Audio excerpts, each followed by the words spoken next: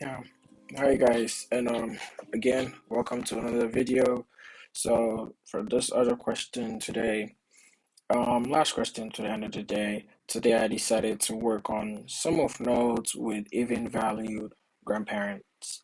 So this is a medium question. I'm just still randomly picking questions. Honestly, never solved it before. Again, it's my same old account. I can just show you guys through it, but not that it matters. You guys want to just get straight to it. So, what question we have? It has a good number of likes, so at least it tells us it's a good question. And I've not really solved that binary question or a binary tree question, so it seems that it's I wanted to move that. I've been doing a lot of array strings and stuff, so I wanted to move to a binary tree to see um, or like the nonlinear data structures. So, given the root of a binary tree, return the sum of values. Oh, sorry, excuse me. So, given the root of a binary tree, return the sum of values of nodes with an even valued grandparent. If there are no nodes with an even valued grandparent, return 0. So let's see this example. So basically, they want to return nodes that have. So first of all, let's just think of it as nodes that have grandparents. So we at least know that these nodes definitely have grandparents. These nodes also have grandparents. But now they want those with grandparents that are even valued. And I can see why they selected 6 and 8 because C6's children are 7 and 8. And 6 grandchildren are all of these. Now, 6 is an even number, which is why all of these were selected. Now, 7's grandchildren are these. But the problem is 7 is not even numbered, so that's why they don't qualify. 8's grandchildren is that, but 8 is even numbered, which is why it is selected. So I think basically this is just a matter of traversing. But I'll give you guys a couple of seconds to see what kind of traversal you guys can use to kind of get the answer. But a couple of stuff are already popping in my head. So you can pause the video and let's see. So one that straightforward comes to my head without even thinking is what kind is it when you go from root to left right? A pre-order. Pre-order is what is coming in my head in the sense that all we just have to do is look at every node. We probably keep a running total, look at every single node. Now we traverse to see if we're traversing from left to right. So at every node, so act as if you're gonna traverse the whole entire array. Just do that. At least for a naive approach, just traverse the entire array. So at every single node, check if it's even or not. If it's even, do something. If it's not even, don't even bother. So if it's even, go ahead and do something. If it's not, don't even bother. Because you have to be even first of all.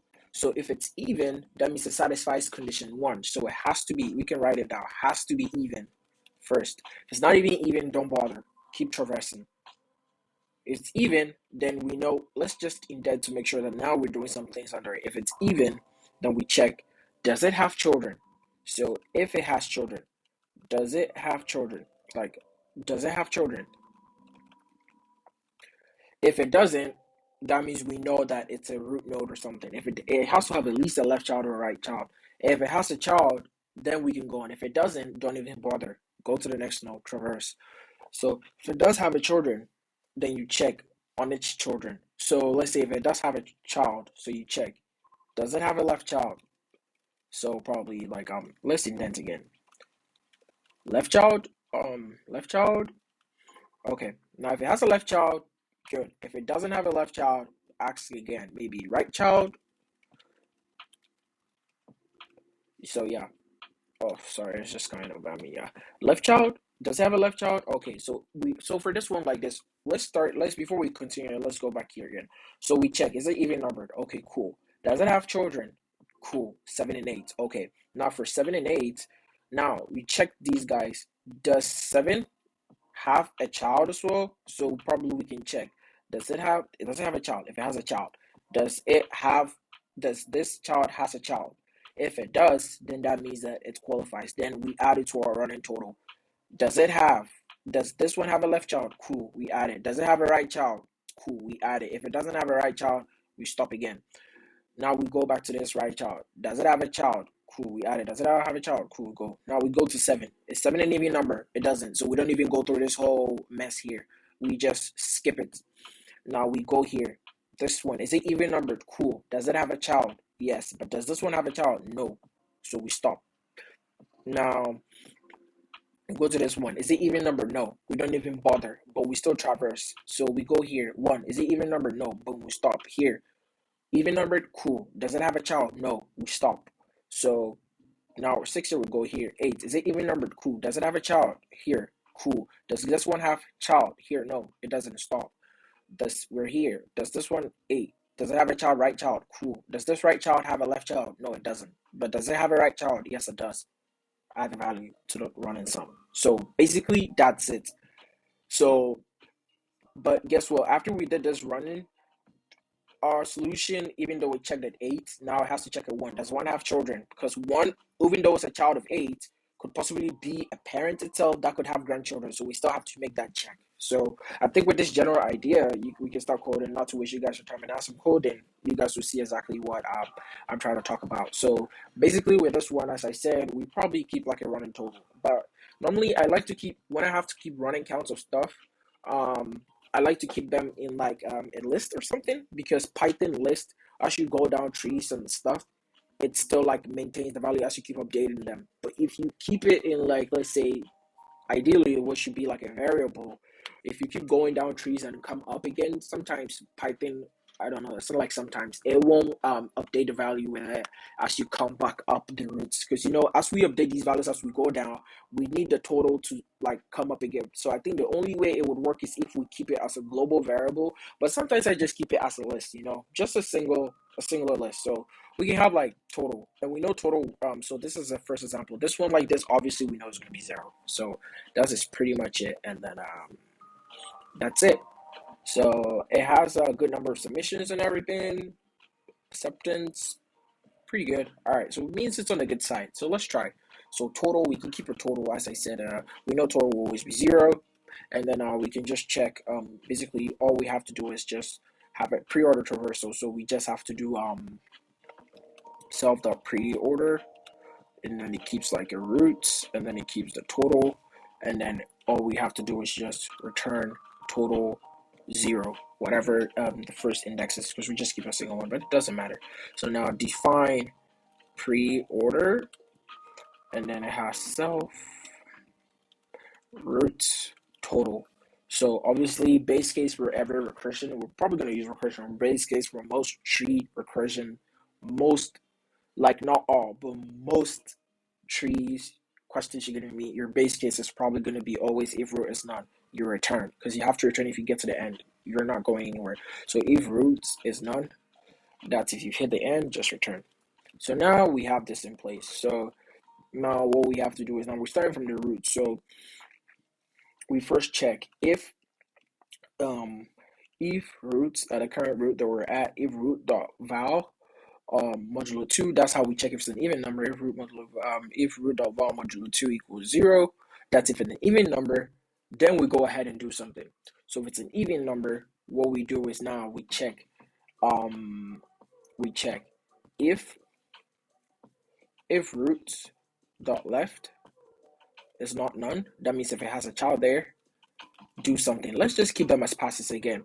So yeah, and then we check those ones. We do that again. So we check. So if root dot right is not none, then we do something again. So basically all we're doing is, now let's go back here again. If root dot left is not none, now we know at least it has a left child then. So now we check if root dot left is not none. Some people would just say if root dot left, that means like if it's there or something. If root dot left is not none, that's if it definitely has a child there as a left child. Then what we can do is, we know that total 0, we can just increment it plus or equal to root dot left val. So if root dot right Yes, okay, so this is it. So now we do again. If root dot left dot right is not none, then total 0 again plus or equal to root dot left dot right dot val. Probably just a very long approach, but let's just go ahead with it. And then we can just do these other cases, run it again for these other cases. So Control C, Control V. So if root, now we just do right. So we do it for the right. And then in this case as well, we just do right dot right. So we do right dot right. And then I said pre-order traversal. Basically, you can do, technically you can just do any kind of traversal. You don't even need a pre-order, because at any, whether you want to do in order, post order, whatever kind of traversal, as long as you're just visiting all the nodes, honestly, that's it. I think there'll probably be like a shorter or faster way, but I think just the basic understanding, as I told you, I think there are problems with you guys. Probably there'll be a faster way, because I think if you already hit some notes as they hit none already, you probably don't need to check those notes again. Like for instance, maybe if I check through this grandkids notes and I know that they're grandkids and then they hit none for me, could probably keep them in like a dictionary or a hash map so that if I hit them and I've already seen them, I don't need to check again if they have children or not. Like I just end it faster. But no, this is just pretty much it, basically. So when we do this, now we do a left and right. So self dot pre-order, we do pre-order root dot left total, and then we do self dot pre-order, sorry, root dot right total. Basically, this is it. This is all you gotta do, honestly, and this should work. So basically, let's run it and see what goes on. So let's just run it. Probably always there's always mistakes, but let's just try and see what goes on. Oh, this is interesting. Mm. Well, let's use a sample test cases so to see what goes on. Yeah, so it seems pretty good. We can just like try an example, keep like a 6, keep like a 9, keep like a 12 for some even numbers, keep like let's just keep like a null here, keep like just keep twisting them like 20, like 40, like 67, like 83, like 45, like 62, like no, just switching it up just to see what goes on. Because sometimes you're gonna notice something. Oh, oh, not a valid type of tree node, which means that I probably missed a comma somewhere. Hold on. Where is it? 5, no, 12, 23, 57, 40. Probably messed up somewhere. I'm not sure where it is. Because if it's not doing that validly, oh yeah, see here? Exactly. So this should work.